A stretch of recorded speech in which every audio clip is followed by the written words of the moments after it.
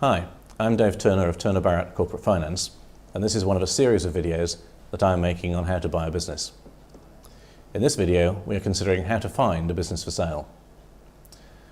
So we now have acquisition criteria defined, and we know what we're looking for.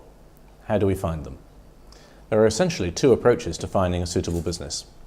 The first approach is to look only for businesses that are being marketed as for sale, and the second is to approach businesses that fit your criteria but are not necessarily on the market. Businesses being marketed. Most businesses that have decided to seek a buyer will approach a business sale agent and ask him to help them sell the business. These agents will then advertise the business for sale. Most business owners are, quite rightly, nervous that the fact they are thinking of selling will become known. Often this will have a bad effect on staff morale and on customers, causing considerable damage to the business.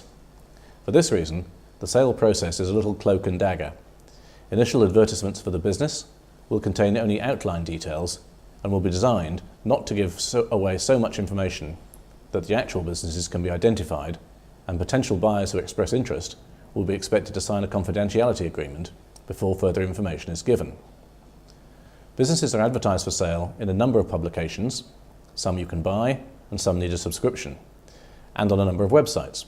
Again, some are freely available, others only to registered users.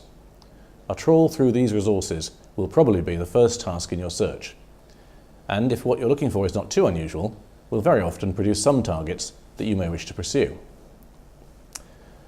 Businesses not being marketed. This approach consists of identifying businesses that fit your acquisition criteria and then approaching them to see if they're interested in discussing a disposal. In some instances, if what you're looking for is very specialised, you may already know that there are only, say, 2 businesses in the country that are in the market, so identification of them is not difficult.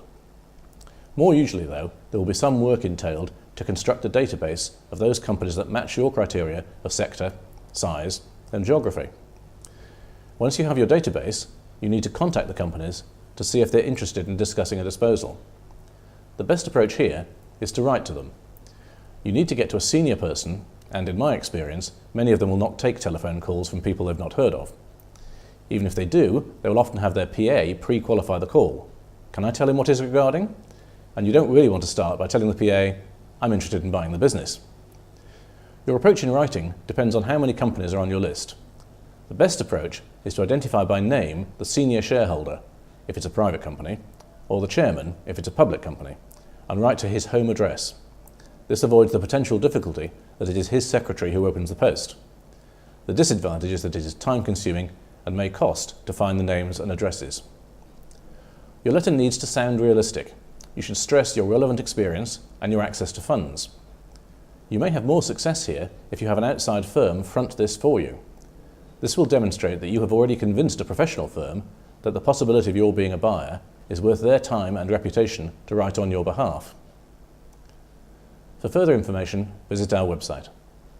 Thank you.